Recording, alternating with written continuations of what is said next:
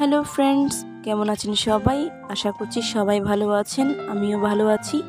চলে এলাম আবারও নতুন একটা ব্লগ ভিডিও নিয়ে। তো আজকে ব্লগটাতে তেমন কিছু নেই, একটা সিম্পল জিনিস শেয়ার করব, আমার ছোটোবেলার একটা মেমোরি। ছোটোবেলায় যখন মামার বাড়িতে যেতাম, আমার অন্যান্য কাজিনসরা আসতো, তো ওখানে মামাতো বোন সবাই তো আসে, তো দেখতাম দিদিরা সবাই চালতা ভর্তা করতো। তো চলুন কথা না বাড়িয়ে ভিডিওটা শুরু করা যাক। আর দেখুন চালতা কিন্তু নিয়ে নিয়েছি। আর সত্যি বলতেছি, এই চালতা পুড়িয়ে যে ভর্তা করা হয় সেটা খুব মজার হয় খেতে।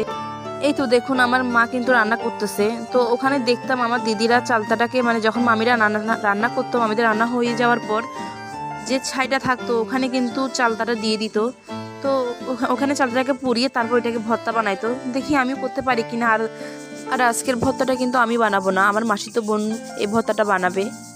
আর ও বলতেছে ওর নাকি এই মেমোরিটা টোটালি মনে নাই। ঠিক আছে, মনে না থাকারই কথা, কারণ ও তখন অনেক ছোট ছিল, যেহেতু সে আমার থেকে 4 বছরের ছোট। তো তখন সে অনেক ছোটই ছিল। আর আর আমার মামারা যখন মামার বাড়ি থেকে অন্য জায়গায় শিফট হয়ে যায়, তখন আমরা আর মামার বাড়িতে যাই নাই, মানে যেখানে আমাদের দেশের মামার বাড়ি যেটা বলে, ওখানে আর যাই নাই। তো চালতা দিয়েছি অনেকক্ষণ হলো, এখন চালতাটা সেখান থেকে সে নিয়ে তুলে নিল। তো এখানে একটা ভুল করে ফেলে, চালতাটা কিন্তু গরম ছাইয়ের মধ্যে আরও কিছুক্ষণ রাখা উচিত ছিল।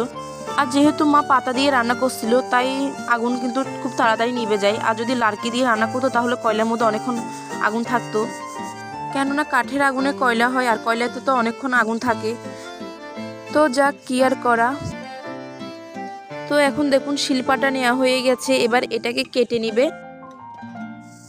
প্রিয় দর্শক, আপনি যদি এখনও লাইক দিয়ে না থাকেন তাহলে প্লিজ একটা লাইক দিয়ে দেন। আর আমার চ্যানেলে নতুন হয়ে থাকলে প্লিজ সাবস্ক্রাইব করে আমার পাশে থেকে যান। তো যেটা বলছিলাম, এই মেমোরিটা না আমার কাছে এখনও মনে পড়ে, যে ছোটোবেলায় সে চালতা ভর্তা আমি এখনও পর্যন্ত ওই টেস্টটা পাইনি। তো দেখুন আমার এগুলো কিন্তু কাটা হয়ে গেছে, এবার এগুলোকে সে থেতে নেবে। দেখুন, তো এটা কাটার পর বুঝলাম যে এটা ভালো করে পুরা হয়নি, ভিতরে একটু পুরা গেলে ভালো হতো। তো এটা কাটার পরেই দেখা যাচ্ছে এটা সাদা সাদা দেখাচ্ছে, মানে কাঁচা কাঁচা ভাবটা রয়ে গেছে। এই তো এভাবে সবগুলো চালতার পিসগুলোকে এভাবে একটু থেতে নেবে। আমার আসলে শিওর মনে নেই আমার দিদিরা তখন এই ভর্তাটা কিভাবে করতো, কিন্তু এভাবে পুড়িয়ে থেতে করতো এটা মনে আছে। তো এই যে দেখুন, আর যে এই ভর্তাটা করতেছে সে কিন্তু প্রসাদী, মানে নিরামিষ ভুজি, নিরামিষ আহার করে।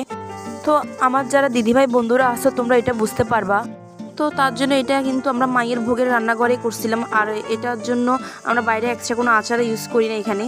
এই তো এখানে পরিমাণ মতো লবণ, শুকনো মরিচ আর কিছু মরিচের গুঁড়া দেওয়া হয়ে গেছে, আর একটু চিনিও দেওয়া হয়েছিল। এই তো ভালো করে মাখানো হয়ে গেছে। এবার কয়েকটা কাঁঠাল পাতা আনলাম, তখনও দেখতাম সবাই মিলে এই কাঁঠাল পাতার মধ্যে ভর্তাটা খেত। তো এরই মাঝে আমার একটা বদি আসছিল, তো বদিকে বললাম একটু ভর্তা খেয়ে যাও, তো বদিকে দিচ্ছিল। তো ভর্তাটা খাওয়ার পর কিন্তু ওই যে আগে সে টেস্ট, মানে ওইরকম স্বাদটা আমার কাছে লাগে নাই টোটালি। একটু কষকষ লাগছে, কষকষ কেন লাগছে বুঝি না। আর এই চালতাটা কিন্তু আমাদের ঘরে অনেক আগে থেকে পড়ে আসছিল, পুরানো চালতা। তো থাক, কি আর করা। এরপর আমার বদি, নিজের বদির জন্য দেওয়া হয়েছিল। তো বদি কী করছে, বার্মিস আচার যেগুলো আছে, মানে বড়ই বার্মিস আচার যেগুলো আছে, ওগুলো একটা মিক্স করে, ওটা মিক্স করার পর তখন টেস্টটা কিন্তু জাস্ট ওয়াও, তখন খুব ভালো লাগছিল। কিন্তু হ্যাঁ, ছোটোবেলার মামার বাড়িতে যে চালতা ভর্তা খাইতাম ওটার সাথে মিলে নাই, কিন্তু আগেরটা চাইতে একটু ভালো ছিল। তো এই আর কি, আজকের আমার এই ভর্তার ভিডিওটা এই পর্যন্ত। ভিডিওটা যদি ভালো লেগে থাকে তাহলে অবশ্যই like, comment, share and subscribe করবেন। ভালো থাকবেন, সুস্থ থাকবেন, টাটা।